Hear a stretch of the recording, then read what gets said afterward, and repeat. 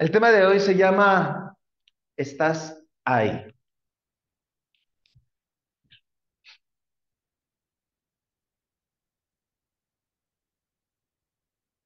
Jeremías 1:5 dice, antes de que te formase en el vientre te conocí y antes que nacieses te santifiqué, te di por profeta a las naciones. Aquí nos podemos dar cuenta de lo hermoso que es saber que Dios ya nos tiene en su corazón y en su mente antes de que tú y yo fuéramos gestados. Sabemos que Dios es el alfa y el omega, ¿sí? El alfa es la primera letra del abecedario griego, la omega es la última letra del abecedario griego. Dios es el principio, Dios es el fin. Dios no tiene papá, Dios es el creador de todo el universo. ¿Sí? Cuando te pregunten, oye, ¿y quién creó a Dios? Nadie creó a Dios, Dios ya era, Dios es el principio. Sí, por eso es que en Génesis 1 nos podemos encontrar que dice, en el principio creó Dios los cielos y la tierra, porque la tierra estaba desordenada y estaba vacía. Dios es el principio.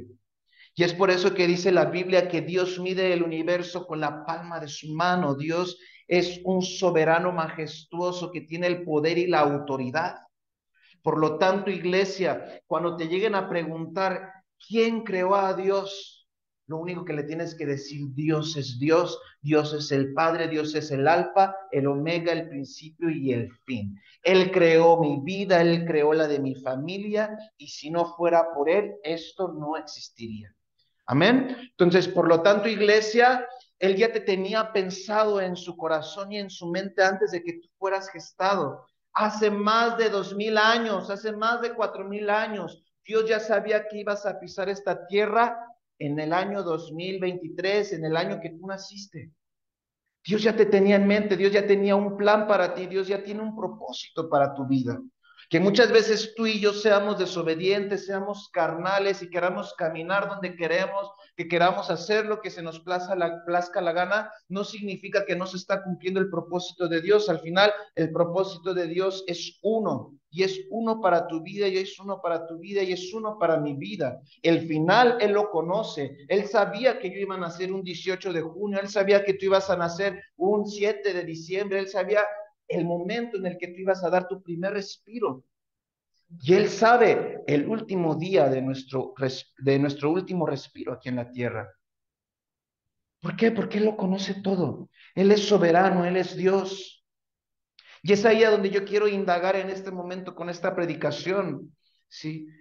Si Dios ya te tenía en mente antes de que tú nacieras, Él ya sabe, Él ya conoce, dice su palabra, Él ya conoce cuántos cabellos hay en tu cabeza. Él ya sabe cuántos días hay de nuestra vida. Él ya sabe en qué va a terminar este problema que tú y yo estamos viendo en este momento. Él ya sabe en qué momento va a terminar ese proceso de desierto. Él ya sabe en qué momento se va a terminar esa escasez. Él ya sabe en qué momento va a llegar la sanidad. A Dios no se le escapa nada. Y lo más importante de todo, esperanza de vida, Dios está ahí.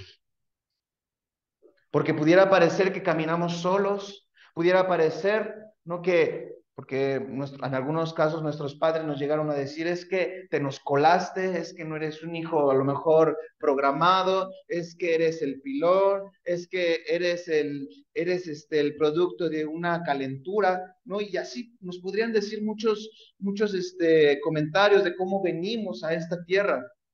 Pero ese producto, tú y yo, ese producto no es porque se les escapó a nuestros padres, no es por una calentura, no es un pilón, es porque Dios ya te tenía pensado, es porque Dios ya te tenía en su corazón. Y entonces Dios usó la calentura, Dios usó el pilón para que tú llegaras a esta tierra, porque Dios quería cumplir su propósito en tu vida aquí en la tierra.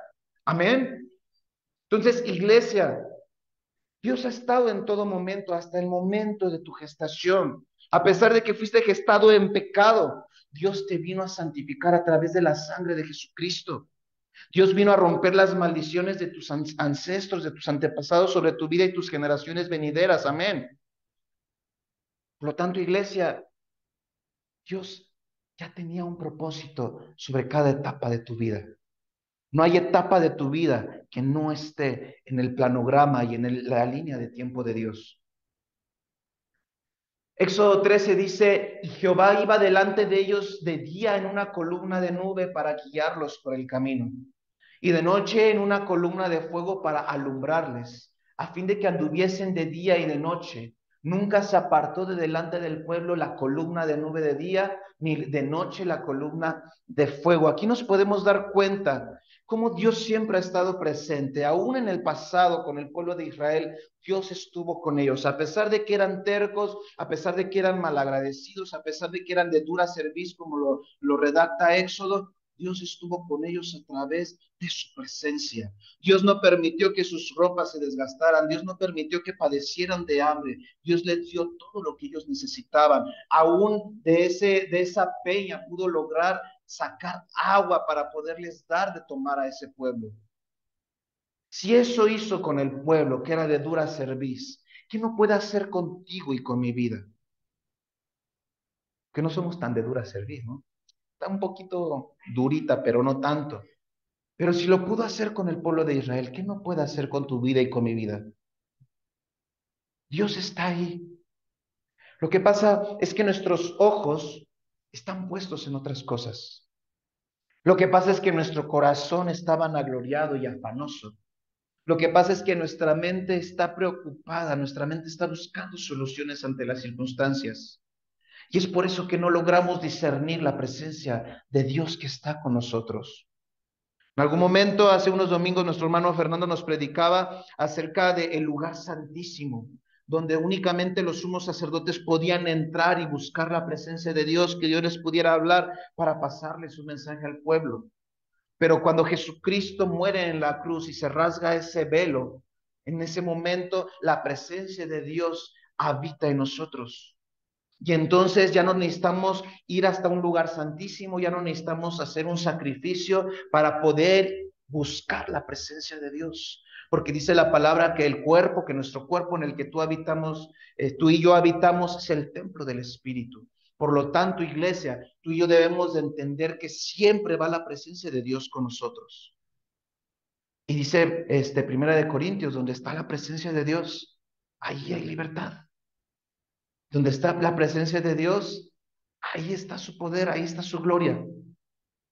Lo que pasa, le hemos dado más poder a nuestra mente, le hemos dado más poder a nuestra incredulidad, le hemos dado más poder al afán, le hemos dado más poder a la vanagloria.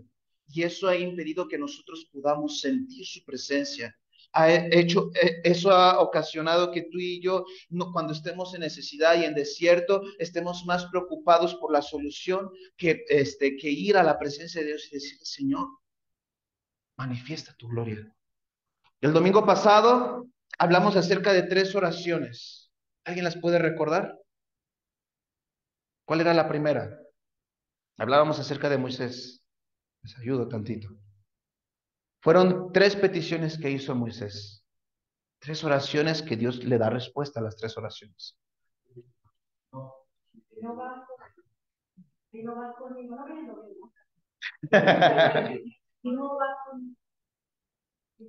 Esa es una. ¿Cuál es la otra? Esa es la segunda. La primera, que pueda hallar gracia delante de tus ojos. Si les dije, ya no vayamos con Dios y le digamos, Señor, ten misericordia de esta alma, sino que vayamos con Dios y le digamos, Dios, que pueda hallar gracia delante de tus ojos. ¿Qué es la gracia? Es un regalo no merecido, pero que tú y yo podamos ir a la presencia de Dios y decirle, Señor, que pueda hallar gracia delante de tus ojos. Es, Señor, dame todo lo que no merezco, pero dámelo. Buenos días, Miguel. Y la tercera oración, la tercera petición de Moisés.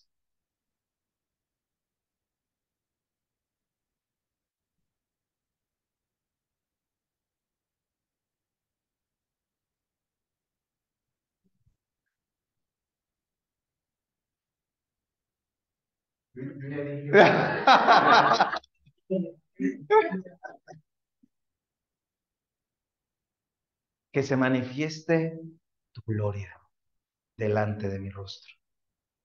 Fíjate que qué hermoso pedirle, Señor, que pueda hallar gracia delante de tus ojos, que tus ojos se enfoquen hacia mi persona, hacia mi necesidad, hacia lo que estoy viviendo. Señor, yo no me voy a mover de aquí si es que tu presencia no va conmigo. Y Señor, que tu gloria se manifieste delante de mi rostro. Son tres peticiones, son tres oraciones de las más hermosas que podremos encontrar en la Biblia. Hallar gracia delante de los ojos de Dios, que su presencia siempre vaya con nosotros y que su gloria siempre se manifieste delante de nuestro rostro. Por lo tanto, iglesia, si todo eso se pudiese hacer palpable ante nuestra vida espiritual y ante nuestra vida terrenal, si tú y yo pudiéramos renunciar a nuestra carnalidad y a nuestra incredulidad, a los afanes y a la vanagloria, si tú y yo pudiéramos ver su presencia, sentir su amor, mirar su rostro cara a cara, así como Moisés logró mirar el rostro de Dios, tú y yo estaríamos seguros de que la piedra en la que nos cimentamos no se va a mover, no se va a derribar y no se va a caer a pesar de que llegue la tempestad.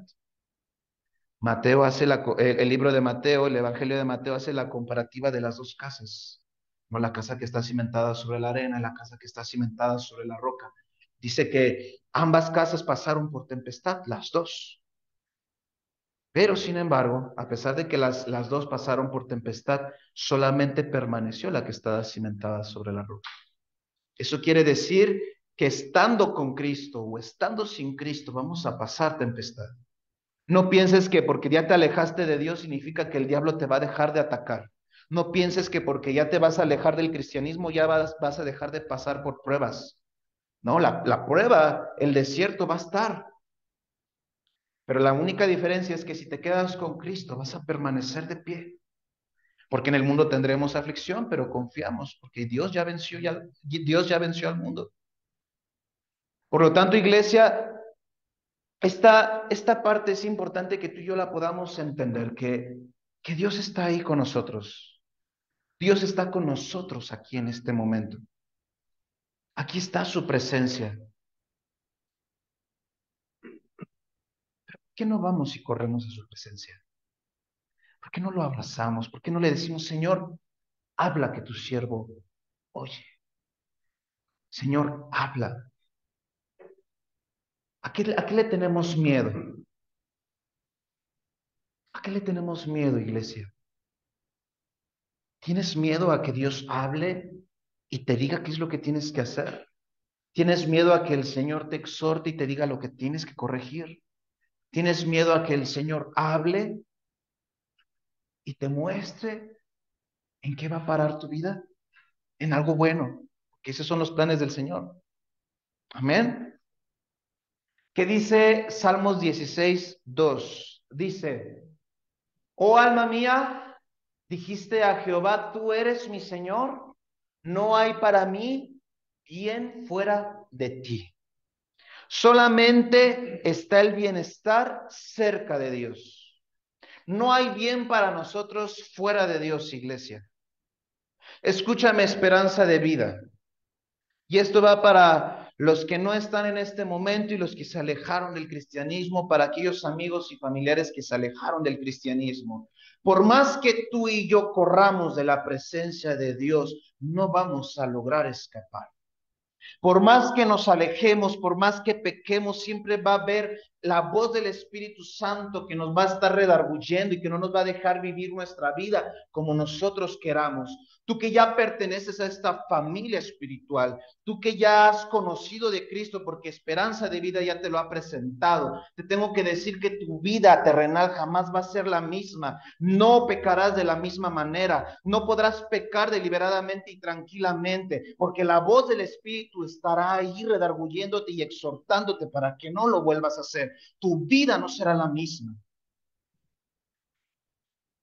Porque una vez que conoces el amor y el poder de Dios, su amor ya no te vuelve a soltar.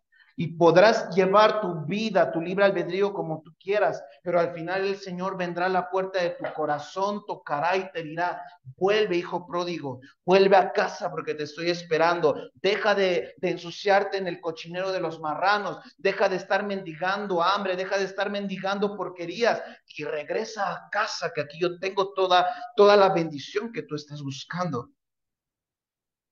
En el momento en el que tú y yo nos enchufamos al Espíritu de Dios, en el momento en el que tú y yo enchufamos nuestro espíritu y nuestra alma a Él, nuestra vida ya no es la misma. Nuestra vida empieza a tener un propósito. Y por más que tratemos de regresar al reino de las tinieblas, por más que tratemos de regresar al pecado, no será lo mismo. Cuando antes de conocer a Cristo pecábamos, lo gozábamos. No voy a ser específico. Cada quien recuerde su pasado. No había un remordimiento. No había no lo hubiera hecho. En cambio, estabas pensando la siguiente que iba a ser mejor, que lo ibas a disfrutar más. Pero una vez que llegas a Cristo, una vez que te comprometes con Cristo, una vez que abres su palabra, una vez que ya has entregado todo tu alma al Señor, tu vida ya no puede ser la misma. Ya los jóvenes, bueno, todos, tanto jóvenes y adultos, llega un pensamiento luego a nuestra mente, lo hagas. Y estamos en una guerra espiritual en nuestra mente y en nuestro corazón. ¿Por qué? Porque ya la presencia de Dios está ahí, su espíritu ya está ahí, ya estás consagrado, ya estás apartado para el Señor. Y entonces cuando tú y yo queremos pecar, hay una voz que te dice, no lo hagas. Y te recuerda que debes de resistir, te recuerda que debes de vivir en santidad, te recuerda que debes de apartarte de la cochinada. Y ahí hay una batalla, hay una guerra espiritual porque tu carne quiere, pero la voz del Espíritu te dice que no lo hagas, y entonces ya entras en un conflicto. Eso no pasaba antes de conocer a Jesús. Antes tú lo hacías, te podías fumar un churro, te podías tomar una cerveza, te podrías ir y hacer con mujeres, con hombres, no pasaba nada. Solo te tenías que esconder, pero no pasaba nada. Pero ahora que estás con Jesús, está la voz del Espíritu que te dice, lo hagas, no lo hagas, no lo hagas. Y si lo hiciste, no te sientes tan bien como te sentías antes. Te sientes con un remordimiento. Y entonces está no lo hubiera hecho caso a la voz del Espíritu. Hubiera frenado mis pasos, hubiera frenado mis manos. Y entonces vamos a la presencia de Dios y pedimos perdón y le pedimos, Señor, me arrepiento, lávame, purifícame. Y el Señor te vuelve a recoger y te vuelve a limpiar y te vuelve a cambiar tus vestiduras que se ensuciaron. Ahí es donde entra la gracia.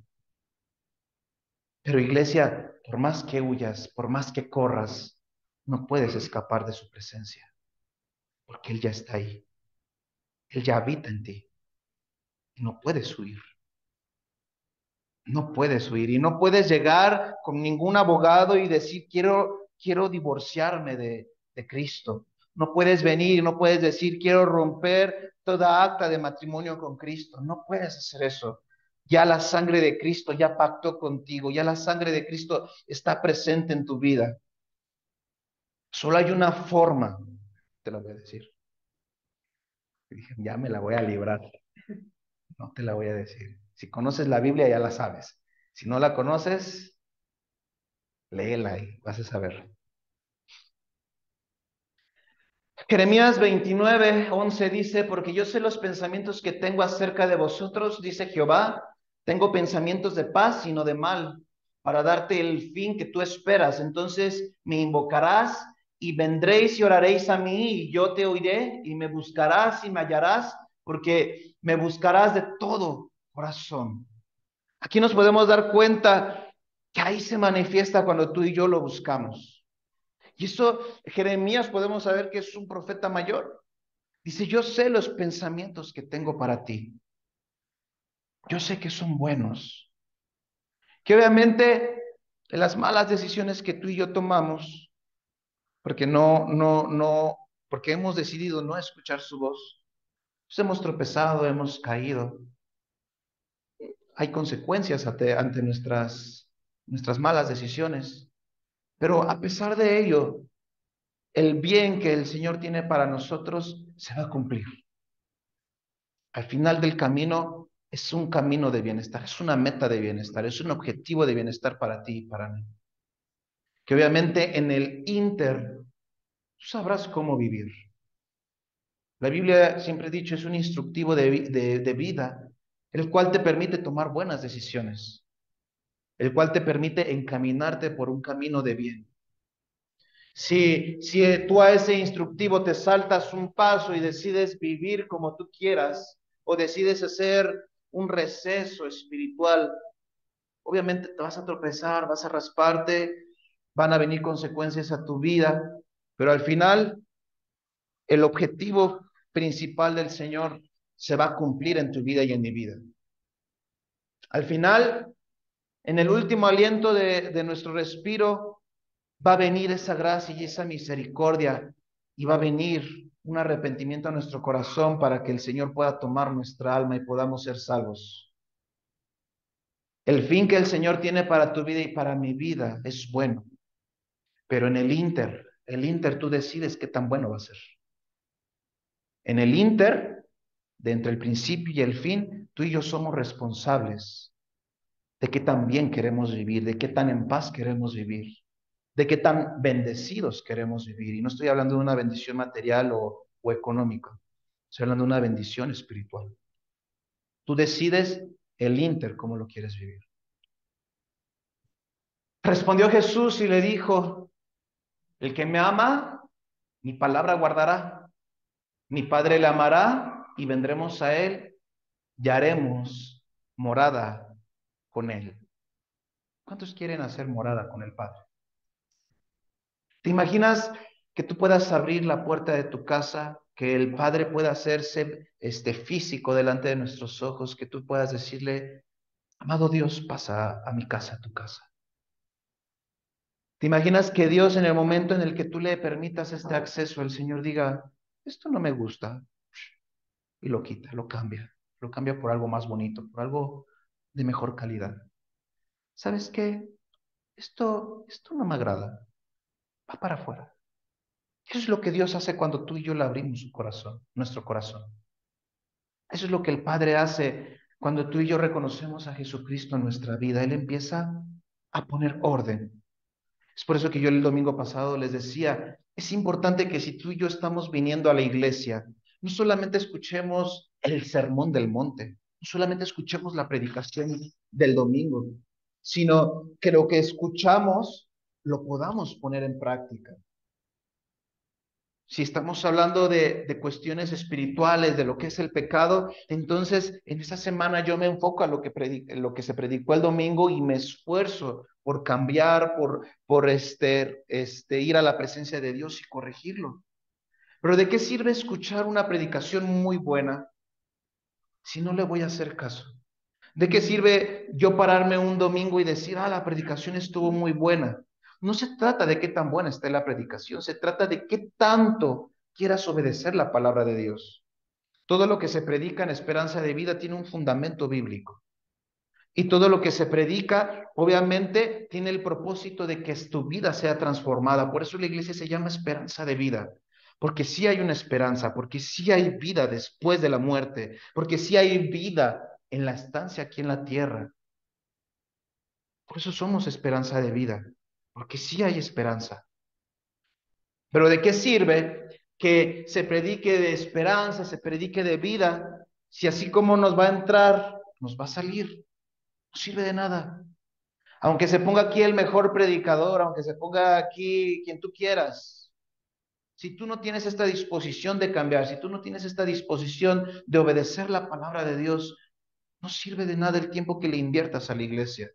Para ver cambios en tu vida, para tener un crecimiento espiritual, para poder vivir lo que se predica, necesitas hacer cambios, necesitas redireccionar tus pasos, necesitas corregir tu camino. No se trata solamente de venir, levantar nuestras manos, adorar y escuchar. Se trata de corregir. Ese es el propósito de la palabra de Dios, corregir nuestra vida. Es por ello, iglesia, esperanza de vida, que si tú ya escuchaste un mensaje, si tú ya escuchaste la palabra de Dios, trata de cambiar y trata de obedecerla y verás cambios en tu vida. Verás cambios. No importa qué tantos años lleves en el cristianismo, no importa qué tanto conozcas la palabra de Dios, porque no se trata de conocerla, se trata de vivirla, se trata de hacerla viva en tu corazón. Amén. Y aquí mi capítulo de inspiración para este tema, Salmo 139, dice así: oh Jehová, tú me has examinado y conocido. Tú has conocido mi sentarme, mi levantarme. Has entendido desde lejos mis pensamientos. Has escudriñado mi andar y mi reposo, y todos mis caminos te son conocidos. Pues aún no está la palabra en mi lengua, y he aquí, oh Jehová, tú la sabes toda. Detrás y delante me rodeaste, y sobre mí pusiste tu mano. Tal conocimiento es demasiado maravilloso para mí. Alto es, no lo puedo comprender. Salmo 139 es uno de mis salmos favoritos, porque habla de cómo Dios ya conoce todo de nosotros. A Dios no lo podemos burlar, a Dios no le podemos esconder nada. Él ve todo.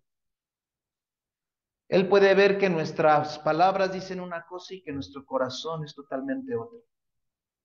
A Dios no se le puede burlar, porque dice la palabra que Él pesa nuestros corazones.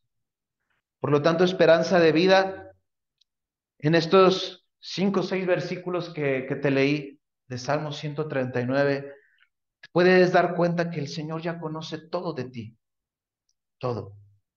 Y por lo mismo que conoce todo de ti, es bueno que tú vayas a su presencia y le digas: Señor, de todo lo que conoces de mí, necesito que me ayudes a cambiar.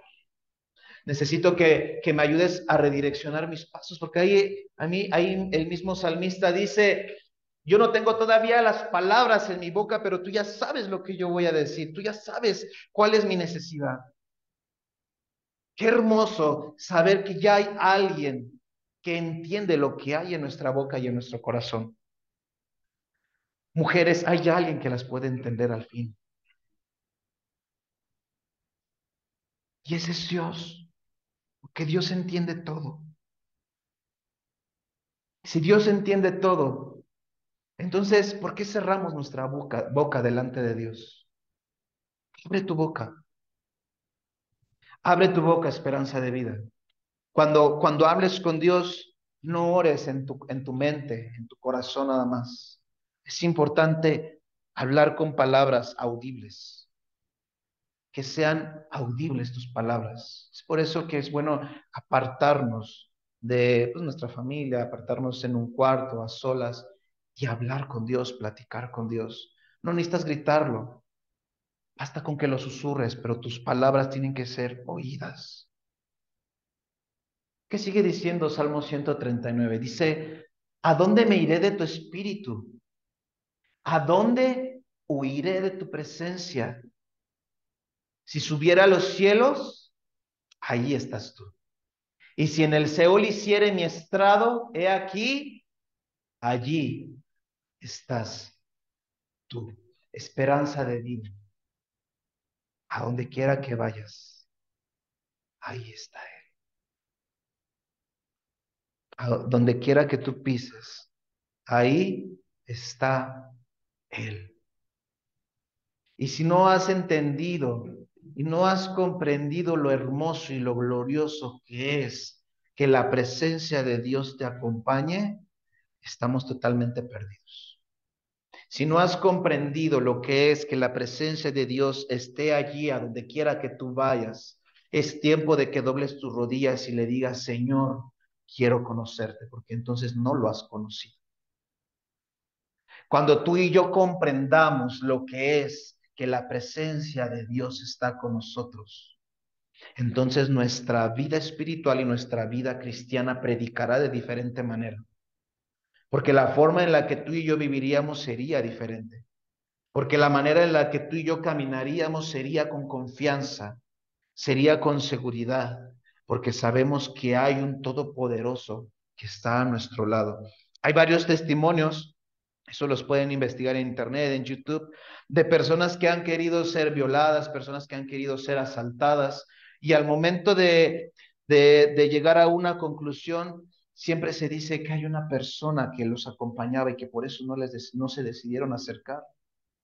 Eso significa que la presencia de Dios iba con ellos. Hay un testimonio en internet, en YouTube, de un hombre que se incendió toda su camioneta y él dentro de la camioneta y él no le pasó nada. Eso significa que la presencia de Dios estaba con él. Y así como eso, hay muchos otros testimonios que no son historias de ciencia ficción. Todo es real, la presencia de Dios es real. Es por eso que tú y yo tenemos que abrir la puerta de nuestra casa, la puerta de nuestro corazón y decirle, Señor, yo sí quiero que habites. No vengas a visitar, porque una visita, cuando tú le abres la puerta de tu casa a la visita puede decir, "Ah, está horrible eso, ¿verdad?" Y te podrá decir, está regacho, pero tú le dices, me gusta y ahí se queda. Pero cuando ya hay alguien que habita, la persona llega, lo quita y no me gusta y pongo otra cosa. Es una cuestión totalmente diferente a una persona que habita a una persona que visita. Permite que Dios habite en tu vida, permite que Dios habite en tu familia, permite que Dios habite en tu hogar. Te vas a dar cuenta que el mismo Dios va a empezar a poner orden. Es por eso que cuando tú y yo nos acercamos al Señor, esperanza de vida, cuando tú y yo abrimos la puerta de nuestro corazón, de repente pudiera parecer que todo se descontrola. Es por eso que pudiera parecer que cuando tú y yo nos acercamos al cristianismo, como que hubo un terremoto y como que se están derribando y destruyendo los cimientos.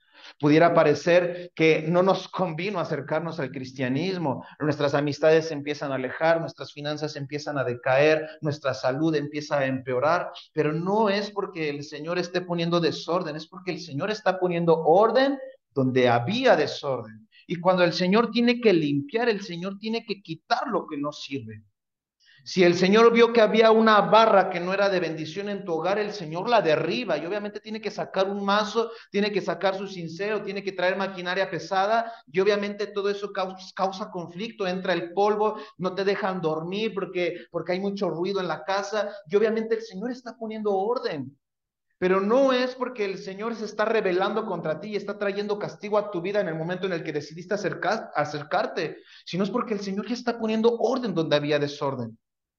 Aguanta el proceso, soporta la prueba, soporta esto que el Señor está poniendo en orden. Al final, después de todo lo que el Señor tiene que trabajar, te vas a dar cuenta que Él estaba trabajando. Porque no podemos llegar y no podemos decir, ah, Señor, pásale, y que el Señor con chasquidos de dedos, así, cambiando las cosas. Así no funciona Dios. El Señor tiene que quitar y muchas veces tiene que doler. Y tiene que doler para que podamos entender que a donde estábamos caminando no estaba correcto. Y así es como el Señor empieza a abrir nuestros ojos. Y así es como el Señor empieza a abrir tus oídos. Y así es como el Señor empieza a cambiar tu vida en un proceso.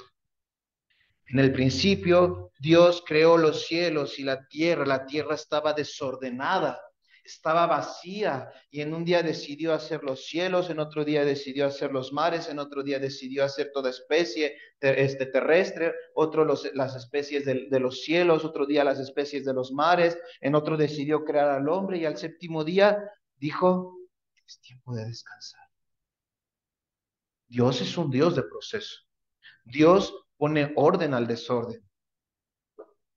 Si tu vida de repente está siendo sangoloteada y empiezas a ver que pudiera parecer que el Señor te está abandonado y que el Señor se está alejando, no es así. Lo que pasa es que Dios tiene que poner en orden las cosas, porque el Señor escucha tus palabras y en el momento en el que tú y yo doblamos nuestra rodilla y le decimos, Señor, Pon en orden en mi vida, Señor, que yo pueda vivir en santidad, Señor, que yo pueda ser agradecido, Señor, que pueda ser yo un hombre de fe, Señor, que yo pueda ser un hombre sumiso a tu palabra. El Señor escucha, el Señor escucha y entonces, segura, vamos pues. Y entonces el Señor, híjole, el Señor empieza a hacer las cosas. Porque dice, ¿acaso le dirá el vaso de barro al alfarero, ¿por qué has hecho así? No. Pero sin embargo, cuando llega el vasito de barro y le dice, Señor, hazme conforme a tu propósito, porque en el mundo me hicieron como quisieron.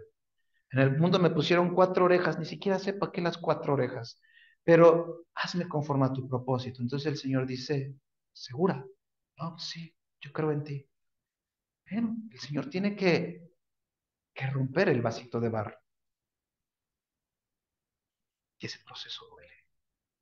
Y ese proceso es complicado, porque el Señor empieza a escarbar y empieza a arrancar las raíces, empieza a arrancar la hierba que nos sirve, empieza a arar la tierra, tiene que meter maquinaria para arar la tierra, y entonces tiene que empezar a poner semillas, tiene que regar, y todo es un proceso.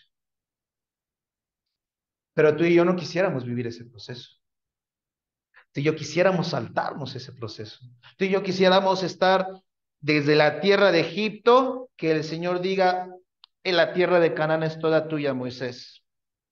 ¿Sabes qué, Señor? Yo creo en ti. Órale, pues, brinquemos, teletransportémonos hacia la tierra de Canaán. Y no te preocupes, no te preocupes por los cananitas, porque yo ahorita con un soplo de aliento los destruyo. Eso hubiéramos querido. Pero sin embargo, el Señor tuvo que trabajar con el pueblo de Israel. Los tuvo que hacer caminar 40 años en el desierto para que primeramente tuviera que morir la generación de la dura cerviz. Y para que los que iban creciendo con Moisés, con Aarón, con Josué, fueran renovando su entendimiento para entender al final la voluntad de Dios que era agradable y que era perfecta. Y entonces durante el desierto, Dios se tuvo que presentar con el pueblo de Israel. Sí, Dios se tuvo que presentar a través de la vara de Moisés, ¿no? A través de que se abriera el mar rojo, a través de la peña que sacara agua, a través del maná que caía del cielo. Así es como Dios se tuvo que presentar ante el pueblo de Israel, porque el pueblo de Israel era de dura cerviz, el pueblo de Israel era incrédulo. Entonces el Señor se tuvo que manifestar en diferentes formas para que al final la nueva generación de Israel pudiera creer en el poder del Señor. Y entonces ya que tuvieran la mentalidad de reino, ahora sí es tiempo de conquistar la tierra de Canaán. Porque si hubieran llevado al pueblo primerizo que sacaron de Egipto a Canaán, cuello. Hay una gran diferencia. Si no me equivoco, ya con Moisés ya habían ido a visitar. Y entonces llegan todos temerosos y les dicen, nos van a destrozar. Y entonces hasta que no llega la generación de Josué, que también llegan a la tierra de Canaán y se dan cuenta de que todo era cierto, entonces Josué dice, no, a ver, aguanten. Dios ya me dijo, esfuérzate y sé valiente. Vamos a lograrlo. Esa tierra es nuestra. Pero tuvo que cambiar la mentalidad del pueblo. Y es ahí donde tú y yo tenemos que empezar a cambiar nuestra mentalidad. Y es ahí donde el Señor tiene que derribar los pensamientos pasados, los pensamientos que no se ajustan al cristianismo, así como lo dice Romanos 12. El Señor tiene que derribar todos esos pensamientos. El Señor tiene que quitarte esas amistades. El Señor tiene que quitarte esas relaciones. El Señor tiene que quitarte esos círculos que no edifican, sino que te contaminan. Y esa es la parte en la que tú y yo tenemos que vivir ese proceso. Entonces, iglesia, ¿por qué te estoy comentando esto? Porque efectivamente, si estás pasando por ese proceso es porque Dios está ahí trabajando. Es porque Dios está presente y porque Dios está haciendo algo. No porque estemos viviendo en una tribulación, no porque estemos viviendo en un desierto, no significa que Dios está en otro lado trabajando con alguien más o bendiciendo a alguien más, sino significa que Dios está trabajando en tu vida. Significa que Dios escuchó tu oración, que Dios inclinó su oído a tus razones. Significa que hallaste gracia delante de los ojos de Dios. Y por lo mismo de que hallaste gracia delante de los ojos de Dios, el Señor tiene que poner en orden la obra. Si el terreno de aquí enfrente, si vieron que el muro y el portón no están, es porque están metiendo maquinaria pesada, están aplanando porque el colegio logró rentar el lugar para tener un espacio para los alumnos. Pero están metiendo maquinaria pesada, se levanta el polvo, hacen mucho ruido, los camiones hacen mucho tiradero, te piden que quites los carros, es un relajo. Es lo mismo con Dios. No es que Dios esté haciendo un relajo, no es que Dios esté haciendo las cosas desordenadamente, sino que Dios, para poder edificar un nuevo edificio, tiene que derribar los cimientos pasados. No puedes edificar una nueva construcción con nuevos planos arquitectónicos sobre un cimiento pasado, porque los cimientos pasados están diseñados para la casa anterior. Un cimiento renovado es para un nuevo edificio. Dios es nuestro nuevo cimiento. Y cuando derriba el Señor los cimientos pasados, es ahí donde nos duele y es ahí donde queremos renunciar. Pero no renuncies. Deja que el Señor siga trabajando, porque el Señor está allí. Amén. Si tomare las alas del alba, Salmo 139, seguimos con ese capítulo, y habitare en el extremo del mar, aún allí me guiará tu mano y me asirá tu diestra. Si dijere, ciertamente las tinieblas me encubrirán, aún la noche resplandecerá alrededor de mí. Es palabra y promesa para nosotros. Ahí está su presencia, esperanza de vida. Es lo que tú y yo necesitamos. No busques en otro lado. Es tiempo de que seamos sensibles a su voz, es tiempo que seamos sensibles a su presencia. Es tiempo de que podamos abrazar su gloria. Yo les he dicho que el cristianismo es una cuestión de fe. Y sin fe, dice la palabra, es imposible, imposible, imposible agradar a Dios. Porque si no hay fe, entonces ¿en quién está puesta tu confianza? Si no hay fe, ¿en dónde están puestos tus ojos? Si no hay fe, entonces ¿a qué vienes a la iglesia? Así de sencillo. Si hay fe es porque creemos en un Dios que no hemos visto. Si hay fe es porque creemos en un Jesucristo que caminó sobre las aguas. Si hay fe es porque creemos en un Jesús que resucitó a un muerto de días. Si hay fe es porque creemos en un Jesús que le dio vista al ciego. Pero si no hay fe, ¿hacia dónde caminas? ¿Hacia dónde te diriges? ¿Hacia dónde andas?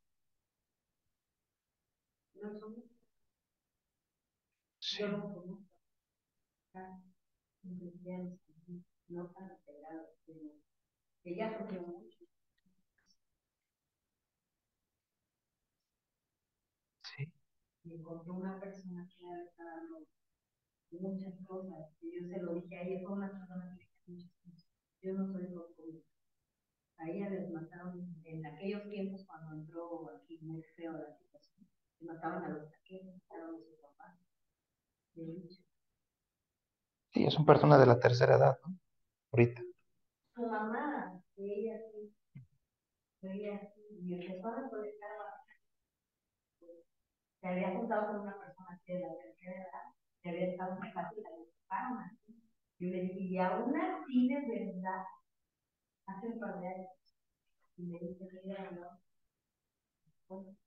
Pues dice el mismo Salmo, aunque ande en valle de sombra y de muerte, no temeré mal alguno. Y aunque se levanten 1000 y 10,000, y eso se llama confianza en Dios, eso se llama fe en Dios. Porque el mismísimo Job, ¿a cuánto les gustaría estar en los zapatos de Job? A nadie. Ahorita no, joven. A nadie. Pero sin embargo, la mismísima mujer de Job le dijo, maldice a tu Dios y ya muérete, mano. Ya estás podrido, ¿no? Porque le dio también al pobre lepra. Ya mejor maldícelo y muérete. Ay, esas ayudas idóneas, ¿verdad? De repente que nos llegan. Y Job dice, Dios da, Dios quita. Y a mi Dios, yo no lo maldigo, es la decisión de mi Dios. Y le fue retribuido. Pero yo creo que aunque nos retribuyan, yo paso. Yo paso. Pero ahí nos podemos dar cuenta dónde está la confianza de Job. Sus ojos están puestos en Dios, no estaban puestos en sus ganados. Obviamente amaba a sus hijos. Yo pienso que amaba Job a sus hijos, pero sus hijos no lo eran todo. Ojo, no quiero que se malinterprete esto, porque Job sabía que sus hijos le pertenecían a Dios, así como Abraham sabía que Isaac no le pertenecía, porque Dios le dijo a Abraham, entrégame tu hijo, ahí está mi hijo. Job tenía el mismo entendimiento, porque en ningún momento se escucha que Job maldiga a Dios por causa de que se llevó a sus hijos. ¿No ves que se lo pidió para sacrificarlo? No, no lo sacrificó. Te voy a presentar ese versículo. Yo creo que Job dijo, Señor, te hubieras llevado a mi mujer y no a mis hijos, pero dijo, para que sea más interesante esta historia te dejo a tu mujer.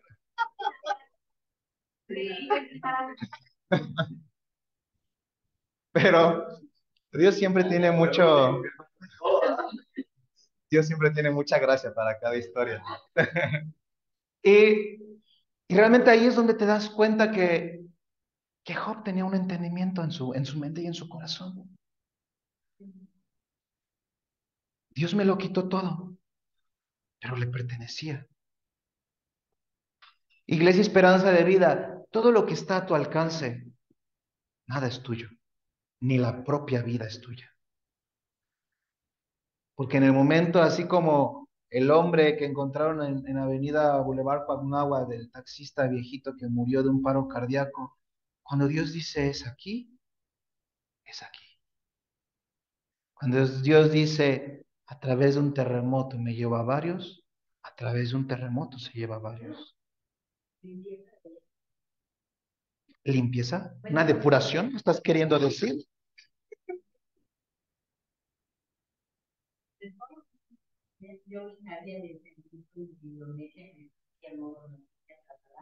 Ya después me empezaron a mandar cosas que realmente más fueron niños. Y alguna persona dijo, Dios dice, y que los niños vengan a tener Hay algo muy interesante, Racili. Número uno, yo no sabría decirte el por qué, pero sí sé que hay un propósito detrás de todo eso. Desconozco si Dios quiera levantar una nueva generación. Hay un dato, perdón. Sí. Un dato que no sabía, pero 15 días antes de derramaron su sangre y a 24. Bueno, Dios no se va a quedar. Claro. Y hay algo muy sorprendente que es tanto niño el que se salvó, tanto niño rescatado, y unos salen intactos, ni siquiera con polvo, uno sale con un bebé, y tiene que helado, helado. Entonces, es difícil meterse en esos temas. Claro. Derramado en su sangre también.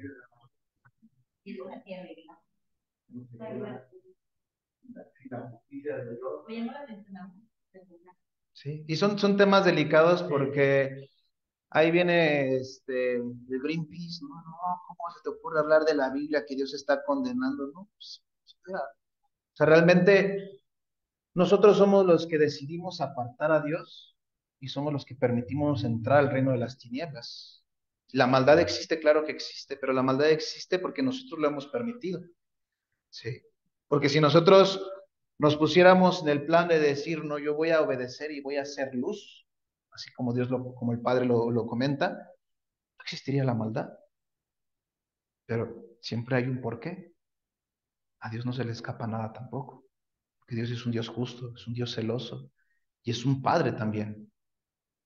Entonces, siempre hay algo. Y no es porque Dios sea malo.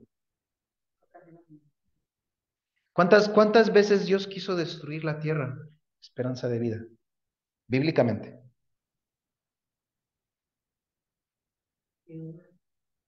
Sí, ¿cómo no?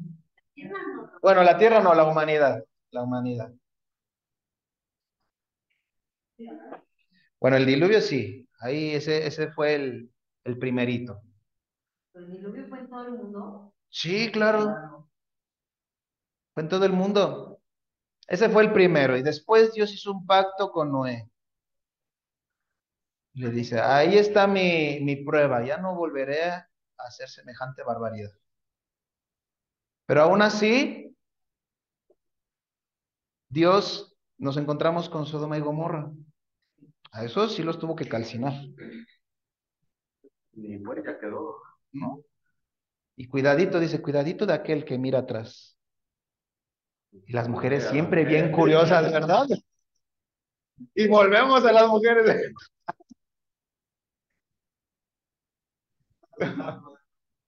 Todos los hombres así y la mujer. Ah. Pero bueno, los que se saben la historia sabrán por qué lo estoy diciendo. Pero aún así con Moisés cuando empiezan a hacer lo del becerro de oro, Dios le dice a Moisés, permíteme, permíteme destruirlos y yo haré de ti una nación grande. Le dice Moisés, no, espera, ten misericordia.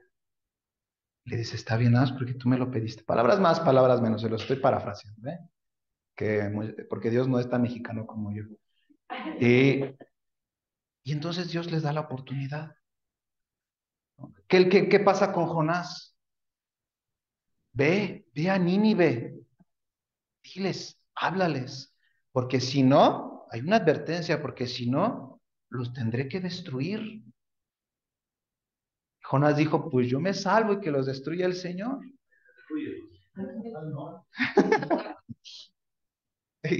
Pero el Señor es bueno en su corazón. El Señor tiene un gran corazón. El Señor, esperanza de vida, es a donde yo quiero llegar en este momento contigo. El Señor está aquí contigo. El Señor es omnipresente. No porque veas que nuestra hermana Ruth es muy bendecida, no es porque Dios está únicamente al lado de Ruth y a todas las demás esperanza de vida la dejó ahí de saludar, o no es de que un día voy a estar con el hermano Álvaro y su familia, otro día voy a estar con el hermano Miguel y otro día con el hermano Fernando. Así no funciona Dios. Dios es omnipresente, Dios está en todas partes. Dios está donde hay dos o tres invocando su nombre. Ahí está el Señor. Por lo tanto, esperanza de vida, si tú permites que el Señor llegue a tu vida y el Señor camine contigo y el Señor le ponga orden a tu vida, a todo lo que está mal, entonces agárrate porque entonces la bendición vendrá. Y entonces la felicidad, el gozo, la plenitud llegará a tu hogar. Así es como funciona el cristianismo. El cristianismo no sirve para condenar. Se habla de pecado. Sí, yo he hablado del pecado porque es importante que tú y yo entendamos qué cosas son las que abomina el Señor. Dios ama al pecador, pero no ama al pecado. Todos somos creación de Dios, pero no todos somos hijos de Dios. Eso es lo que mucha gente no ha logrado entender. Por lo tanto, Iglesia Esperanza de Vida, es importante que tú y yo entendamos que sí hay maldad en este mundo, pero hay maldad porque tú y yo lo hemos permitido, porque no hemos invocado el nombre del Señor Jesucristo, porque no hemos llevado la luz a donde hay oscuridad. Porque pudiera parecer que nos parecemos a Jonás, hablando de Jonás. Tú y yo ya somos salvos, nos salvamos y nos quedamos callados y no compartimos el evangelio al que tiene necesidad. Ah, qué feo, ¿verdad? Qué feo que el Señor te revele eso. Que tú y yo seamos como Jonás. Entonces, esperanza de vida, Dios está allí.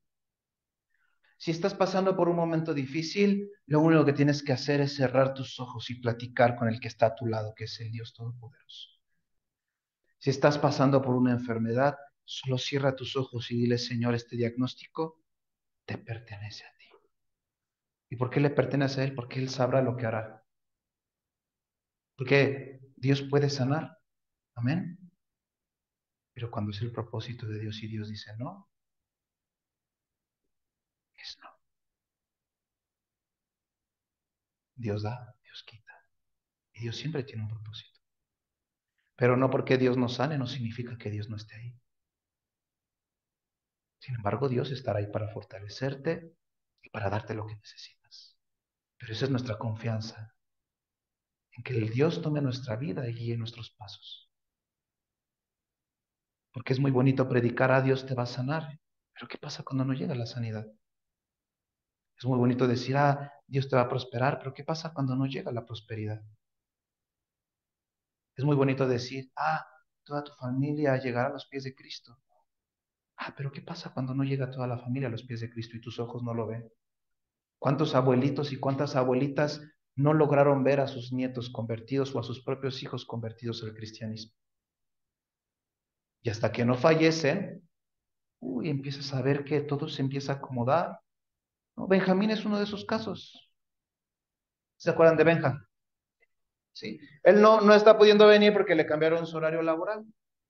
Pero yo estoy en contacto con él y él llegó a causa de su abuelita, ¿no? Ella falleció, pero antes de fallecer, ella tenía una Biblia con una dedicatoria a su nieto. Y él así fue como llegó a los pies de Cristo. La abuelita no vio, pero todas sus oraciones tuvieron efecto en la eternidad. Amén. Amén. Exactamente. Pero quizás nuestros ojos no lo van a ver, pero la promesa está. La promesa está. No nos tenemos que desanimar porque nuestros ojos no lo vieron. Nos vamos con esa fe y esa confianza en que el Señor cumplirá su palabra, porque dice que Dios no es hombre para mentir, ni hijo de hombre para arrepentirse. Exactamente. Exactamente. Y Abraham no fue el padre de naciones físico. Los que estamos aquí sabemos que toda la descendencia viene por parte de Abraham. Pero él no tuvo los miles de hijos a su lado. ¿Por qué no te pones de pie?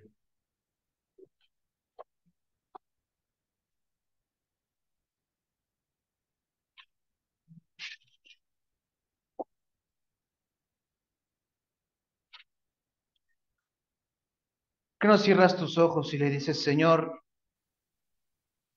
sé que estás aquí? Sé que estás en mi vida, sé que estás en cada paso que yo doy.